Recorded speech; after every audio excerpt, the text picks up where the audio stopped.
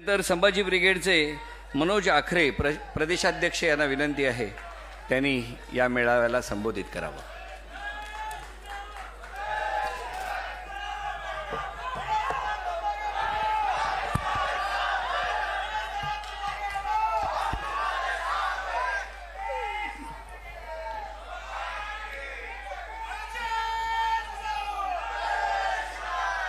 रयतेच्या राज्याचे स्वप्न पाहणारे राष्ट्रमाता राजमाता जिजाऊ, त्यांचा वसा घेऊन चालणारे बहुजन प्रतिपालक कुळवाडी भूषण छत्रपती शिवराय, ज्या अस्मितेचं नाव घेता तुमच्या आमच्या धमन्यातलं रक्त सळसळते असे महावीर पराक्रमी स्वराज्य रक्षक छत्रपती संभाजी महाराज, महात्मा ज्योतिबा फुले, राजश्री शाहू महाराज, डॉक्टर बाबासाहेब आंबेडकर, प्रबोधनकारजी ठाकरे आणि अण्णाभाऊ साठे या सर्व महामानवांना व त्यांच्या कृतीविचारांच्या परंपरेला मी विनम्र अभिवादन करतो. तसंच संत नामदेवांपासून संत तुकाराम महाराज, संत गाडगे बाबा, संत तुकडोजी महाराज या सर्व संतांना व त्यांच्या सतशील परंपरेला मी विनम्र अभिवादन करतो. महामानवांची कृती विचारांची परंपरा आणि संतांची सतशील परंपरा या दोन्ही परंपरेच्या संगमावर संभाजी ब्रिगेड नावाची प्रबोधन शाळेची इमारत मराठा सेवा संघाच्या माध्यमातून उभी करणारे आमचे आदरणीय योगपुरुष पुरुषोत्तमजी खेडेकर साहेब यांना मानाचा मुजरा करून आजच्या या संभाजी ब्रिगेड आणि शिवसेना युतीच्या अनुषंगानं आयोजित केलेल्या सर्व महाराष्ट्रातील पदाधिकाऱ्यांच्या बैठकीच्या निमित्तानं या विचारपीठावर उपस्थित असलेले आदरणीय शिवसेना प्रमुख सन्मान्य उद्धवजी ठाकरे साहेब, संभाजी ब्रिगेड आणि शिवसेना युती खऱ्या अर्थाने ज्यांनी घडवून आणली त्या युतीचे शिल्पकार आमचे मार्गदर्शक आदरणीय सुभाषजी देसाई साहेब, सन्मान्य दिवाकरजी रावते साहेब, आनंदजी गीते साहेब, अनिलजी देसाई साहेब, अंबादासरावजी दानवे साहेब, चंद्रकांतजी खैरे साहेब, आदेशजी बांदेकर, नितीनजी बानगुडे पाटील, संभाजी ब्रिगेडचे महासचिव सौरभजी खेडेकर, गंगाधरजी बनबरे, डॉक्टर शिवानंद भानुसे आणि सन्माननीय या ठिकाणी विचारपीठावर उपस्थित असलेले श्री डाकेजी आणि विचारपीठावर समोर असलेले माझ्या सर्व महाराष्ट्रातून आलेले तमाम माझे सर्व भावांनो आणि बहिणींनो, ये कैसे कैसे मंजर सामने नजर आने लगे हैं, ये कैसे कैसे मंजर सामने नजर आने लगे हैं, गाने वाले लोग भी अब चिल्लाते नजर आने लगे हैं. अब तो इस तालाब का पानी बदल दो यारो, अब तो इस तालाब का पानी बदल दो यारो, खिलते हैं कमल के फूल भी मुरझाते नजर आने लगे हैं. आणि म्हणून लोकांच्या मनमेदूत विचार सद्भावनेचे अंकुर फुटावेत, कष्टकऱ्यांच्या घर अंगणापर्यंत विकासाची आणि समृद्धीची गंगा पोहोचावी, नागराची मूठ धरून घट्टे पडलेल्या हातांना लेखणीचा स्पर्श व्हावा, कुटुंबाच्या भरण पोषणासाठी रात्रंदिवस राबणाऱ्या माझ्या माय माऊलीला सहजीवनाचा आनंद यावा, हे उद्दिष्ट घेऊन संभाजी ब्रिगेडच्या माध्यमातून गेल्या 30 वर्षापासून आपण कार्यरत आहोत. या चळवळीच्या माध्यमातून लोकांमध्ये प्रबोधन करणं, कारण चळवळ ही चळवळी या परिस्थितीच्या संदर्भातून उभ्या राहत असतात. विचारांची परिपक्वता, प्रश्नांची बांधिलकी आणि संघर्षाची तयारी याची गरज असते. आणि म्हणून चळवळ उभी करत असताना त्या चळवळीची त्यावेळेसची वर्तमान परिस्थितीतली गरज ओळखावी लागते. गरज असेल ती गरज असेल तर ती इच्छा त्याला व्यक्त करावी लागते, आणि ती इच्छा जर आपली झाली असेल तर ती गरज पूर्ण करण्यासाठीची ताकद जोडावी लागते. आणि म्हणून गरज, इच्छा आणि ताकद ही त्रिसूत्री झाल्यानंतर संघटन, प्रबोधन आणि आंदोलन या त्रिसूत्रीचं योगदान आपल्याला द्यावं लागते. संघटन केल्यानंतर प्रबोधित कार्यकर्त्यांची फळी महाराष्ट्रभर उभी करावी लागते, आणि प्रबोधित कार्यकर्ते, कॅडर बेस कार्यकर्ते झाल्यावर काय खरं आहे, काय सत्य आहे, काय असत्य आहे हे ज्यावेळेस लोकांना समजायला लागलं त्यावेळेस एक आंदोलनाची फळी या महाराष्ट्रामध्ये निर्माण होऊ शकते. आणि म्हणून संभाजी ब्रिगेडच्या माध्यमातून शिव शाहू फुले आंबेडकरांची विचारधारा घेऊन, प्रबोधनकार ठाकरे यांची, अण्णाभाऊ साठे, आदरणीय बाळासाहेब ठाकरे यांची विचारधारा घेऊन महाराष्ट्रातल्या गावखेड्यामध्ये संभाजी ब्रिगेडची निर्मिती केली. आणि म्हणून या निर्मितीच्या माध्यमातून अनेक आंदोलनं केले. संभाजी ब्रिगेड अनेक प्रश्नावर रस्त्यावर आली, परंतु प्रत्येक वेळेस संघर्ष करत असताना आम्हाला न्याय मिळत नव्हता. कारण आपल्या मतीची माणसं कुठे विधान भवनामध्ये नव्हती. जिथं निर्णय होतात, जिथं न्याय होतात तिथं आपली माणसं नाहीत. आणि म्हणून शिक्षण सत्ता, अर्थसत्ता, धर्मसत्ता, प्रचार प्रसार माध्यम सत्ता आणि राजसत्ता जोपर्यंत बहुजन महामानवांच्या विचाराला मानणाऱ्या लोक तिथं जाणार नाहीत तोपर्यंत परिवर्तन होणार नाही.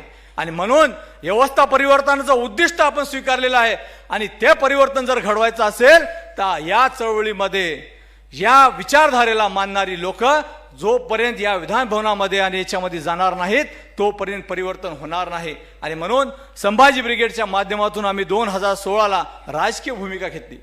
राजकीय भूमिका घेतली असताना अनेक लोकांनी आम्हाला विरोध केला. 100% समाजकारण आणि 100% राजकारण आम्ही भूमिका घेतली. लोक म्हणले 80% समाजकारण आणि 20% राजकारण असं लोक सांगतात. आम्ही म्हणलं 80% काही नाही, कारण छत्रपती शिवाजी महाराजांचं शिवसूत्र होतं समाजकारण हेच राजकारण. आणि या शिवसूत्रानुसार संभाजी ब्रिगेडच्या माध्यमातून आम्ही राजकारण सुरू केलं. जिल्हा परिषदांना उभे केले माणसं, काही ठिकाणी विधान परिषद सभेला उभे केले. यश अपयश येत असतं, परंतु विचार पोहोचला पाहिजेत. डॉक्टर बाबासाहेब आंबेडकर म्हणत होते, जर तुम्हाला तुमचा विचार शेवटच्या घटकापर्यंत पोहोचवायचा असेल तर तुम्हाला राजकीय काशी धरावी लागेल. आणि म्हणून शेवटच्या घटकापर्यंत हा बहुजन विचार जर पोहोचायचा असेल तर तुम्हाला राजकारणामध्ये जावं लागेल. आणि म्हणून संभाजी ब्रिगेडच्या माध्यमातून आम्ही राजकीय भूमिका घेतली. निवडणुका आल्या, परंतु आता निवडणुका कशा होतात? निवडणुका ह्या लोक पैशाच्या पावसामध्ये वाहून जातात. अलीकडच्या काळातल्या आपण निवडणुका बघितल्यात. मतं विकायला काढतात, मतं विकतात आणि मतं विकणारे लोक आज परेशान आहेत, कारण असं सरकार त्यांना भेटलेलं आहे. कुठलं सरकार आहे या महाराष्ट्रामध्ये? या सरकारचा आता आपण ही परिस्थिती, या दहशतवादी सरकारची परिस्थिती कशी झालेली याचा विचार आपण केला? या महाराष्ट्रामध्ये अनेक पक्ष फोडण्यापासून, आमदार फोडण्यापासून काम हे सरकार नित्य रात्रंदिवस करते. दुसरं काम याला काहीच नाही. लोक विकासाचा विषयच राहिलेला नाही. आणि म्हणून उंच उडाले कबुतरे नभात, गिधडांचे राज्य माजले आहे. उंच उडाले कबुतरे नभात, गिधडांचे राज्य माजले आहे. सत्ता गाजवतो दुर्जन येथे, सज्जन मात्र भयग्रस्त आहे. आणि म्हणून सज्जनाचं रक्षण आणि दुर्जनाचा निपात करण्यासाठी संभाजी ब्रिगेड आणि शिवसेना युती या महाराष्ट्रामध्ये उभी राहिलेली आहे. येणाऱ्या काळामध्ये या महाराष्ट्रामध्ये एक नवा पर्व तुम्हाला बघायला मिळणार आहे आणि ते म्हणजे संभाजी ब्रिगेड आणि शिवसेना युतीच्या माध्यमातून मिळणार आहे. आणि म्हणून माझ्या या सर्व महाराष्ट्रातील तमाम माझ्या संभाजी ब्रिगेडच्या बांधवांना विनंती आहे की आता इथून पुढं ज्या चळवळीनं, ज्या लोकांनी आपल्याला मान दिला, सन्मान दिला, त्या चळवळीतील लोकांचा मान करत गावखेड्यामध्ये पोहोचत ही चळवळ नेण्याची गरज आहे.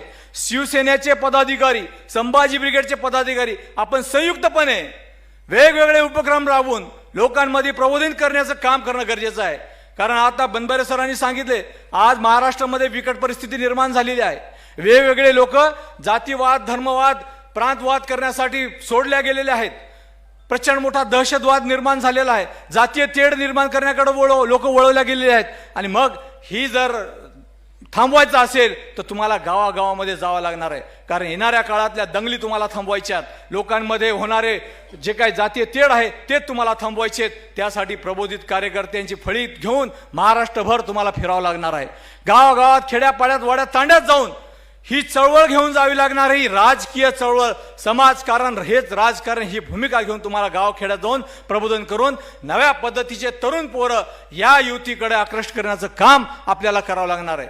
कारण आज महाराष्ट्रामध्ये बनबरे सरांनी सांगितलं की काही झालं, किती लोक आज वेगवेगळ्या पद्धतीने फिरतायत, परंतु गावखेड्यामध्ये जर आपण गेलो, गावखेड्यामधल्या समाजाला जर विचारलं तर आज संभाजी ब्रिगेड आणि शिवसेना युतीमुळं गावखेड्यातला तरुण, गावखेड्यातले बुजुर्ग लोक हे सुद्धा मोठ्या प्रसन्नतेनं आपल्याकडे बघत आहेत. प्रचंड मोठी दाद यांनी या युतीकडे बघून दिलेली आहे. या गावखेड्यातल्या लोकांसोबत ज्या विविध संघटना, डाव्या संघटनांनी सुद्धा आपल्या अग्रलेखांमध्ये संभाजी ब्रिगेड आणि शिवसेना युती ही या देशासाठी, या महाराष्ट्रासाठी एक आश्वासक युती आहे अशा पद्धतीचं लिखाण केलेलं आहे, हे सौरभदादांनी सांगितलं. आणि म्हणून या महाराष्ट्रामध्ये आपल्याला जर आपलं काम करायचं असेल तर अतिशय तन्मयतेने, एकाग्रतेने आणि सर्व कार्यकर्त्यांना एक संघपणे घेऊन संभाजी ब्रिगेड आणि शिवसेना या युतीच्या माध्यमातून आपल्याला काम करायचं आहे. हा ऑगस्ट महिना म्हणजे क्रांतीचा महिना आहे. 6 ऑगस्ट 2022 रोजी आमची पहिली आदरणीय उद्धव ठाकरे साहेबांची भेट. 26 ऑगस्ट 2022 रोजी संभाजी ब्रिगेड आणि शिवसेना युतीची घोषणा.